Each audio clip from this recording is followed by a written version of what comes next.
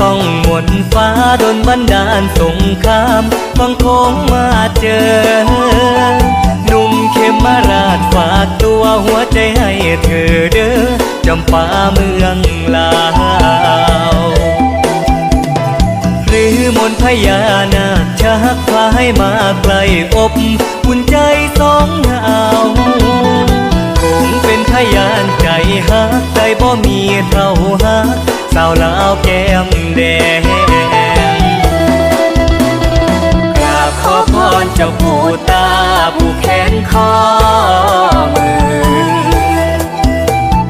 กราบพระเจ้าใหญ่องค์ตื้อแห่งวัดปากแสงสาธุเด้อให้ลูกหลานอยู่ดีมีแหงเบิ่งแยงด้วยใจศรัทธาเหมือนใจฮักต้องหมดฟ้าดลบันดาลให้ได้มาพบศพตา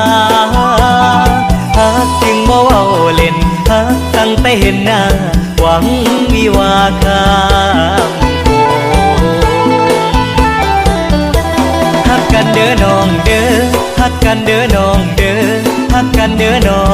ง